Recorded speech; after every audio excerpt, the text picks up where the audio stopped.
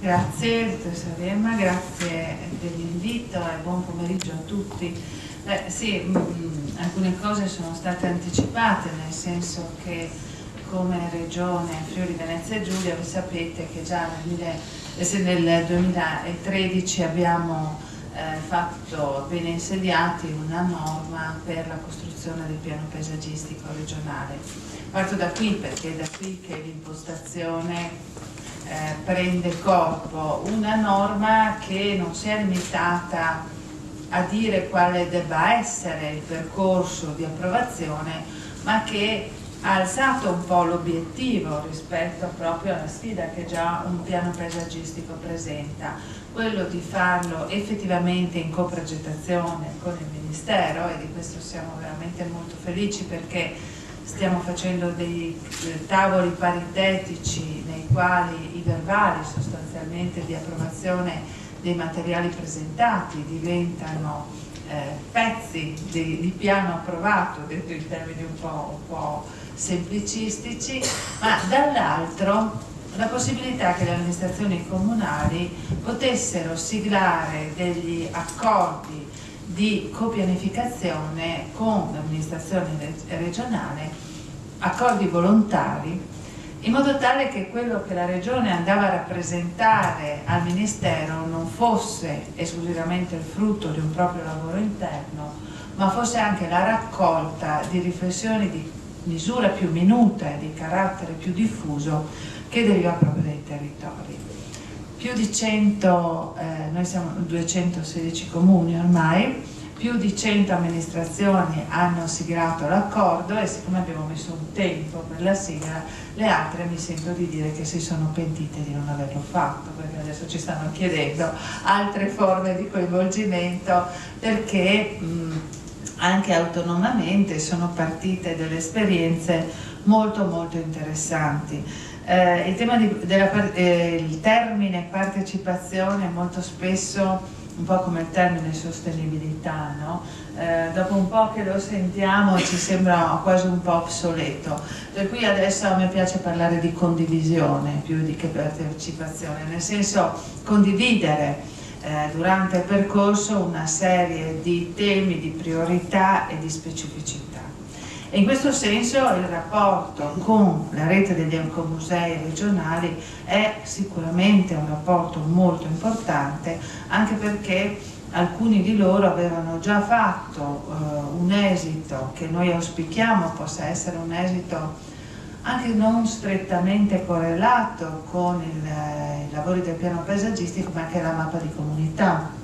Proprio la mappa di comunità come quel luogo ancora non codificato da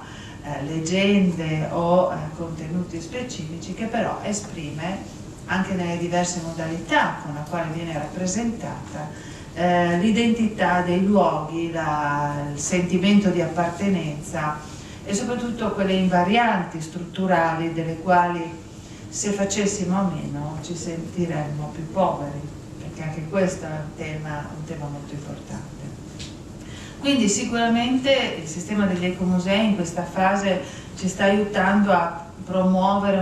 la consapevolezza del valore del paesaggio e stanno gestendo in forme molto utili i caratteri peculiari di un determinato paesaggio. Per quanto riguarda ad esempio l'Ecomuseo degli Saganis, usa le immagini dell'acqua, dei sassi, degli antichi mestieri,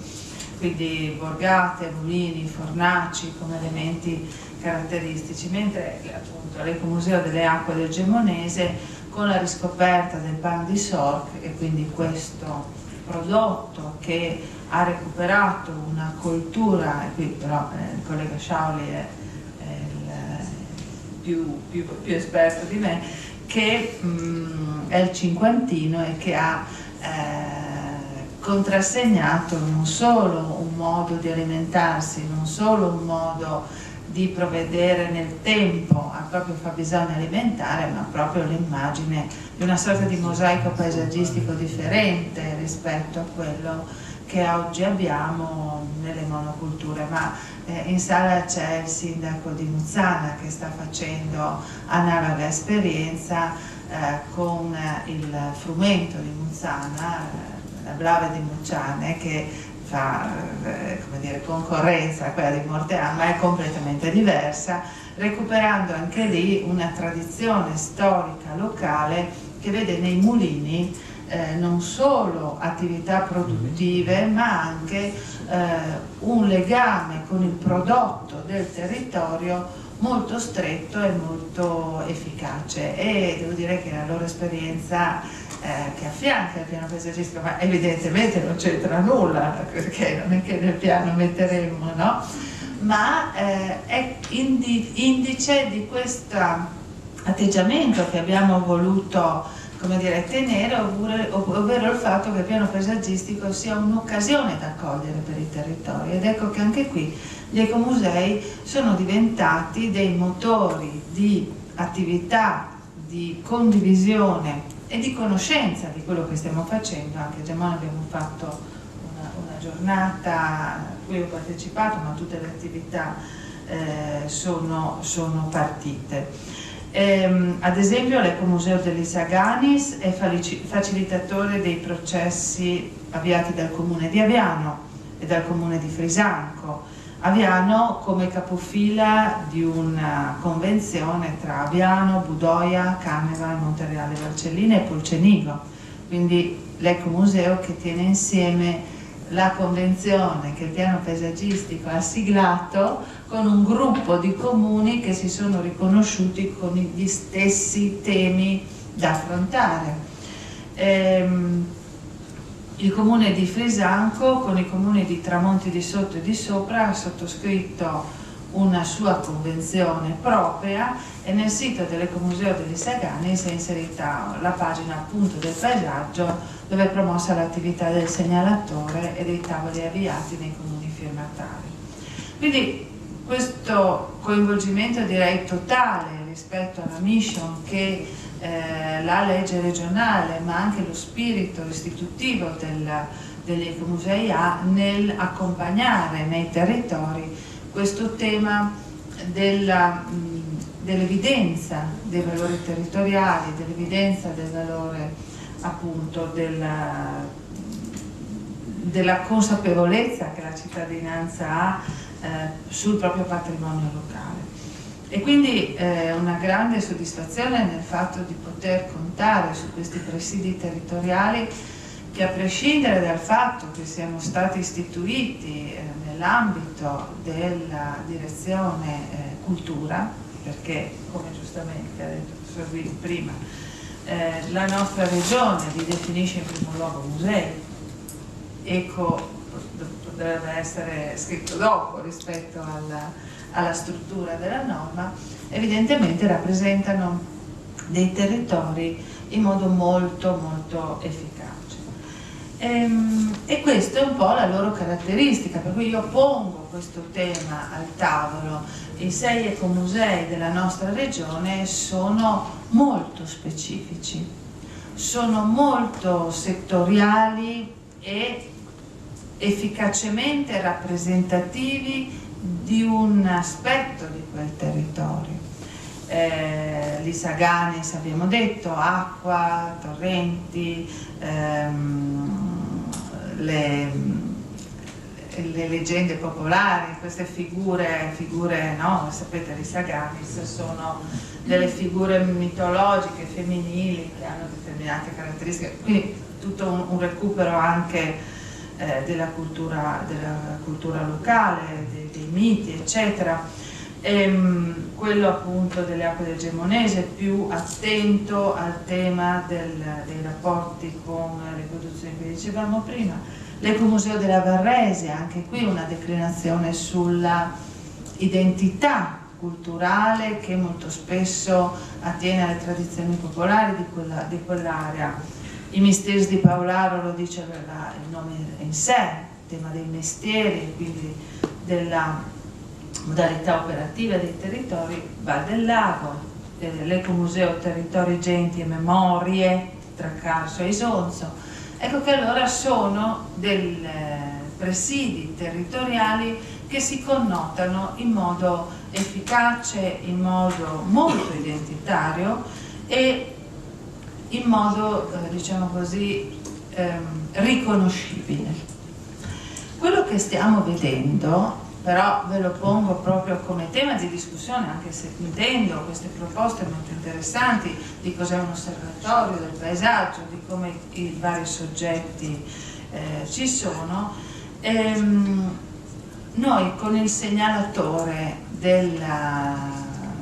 piano paesaggistico, che come diceva la dottoressa Rema prima, sta avendo un successo che ci sta travolgendo.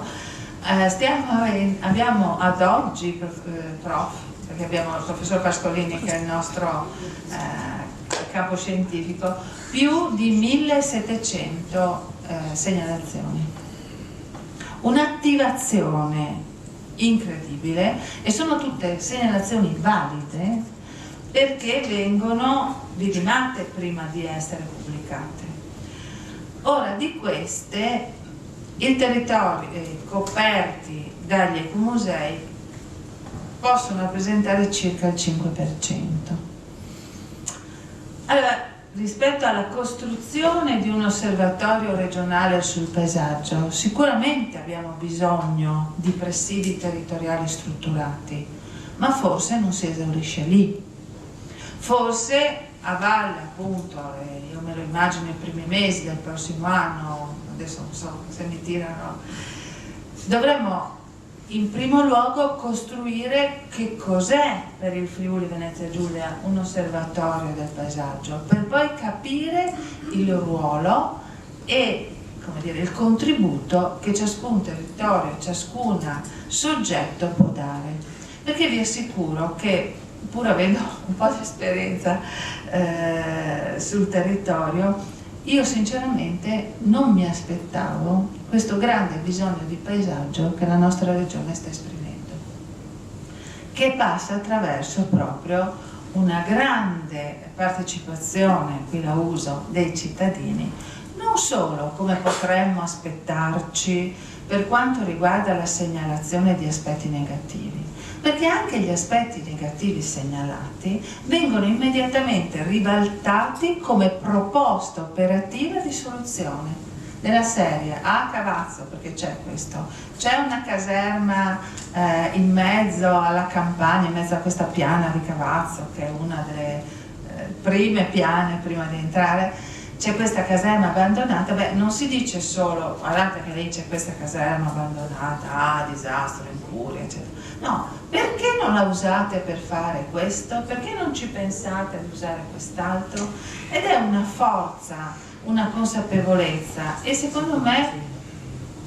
un'appartenenza dei cittadini della nostra regione al nostro territorio, che in questi giorni che ricordiamo il quarantennale del terremoto, secondo me fa proprio il paio con quel clima.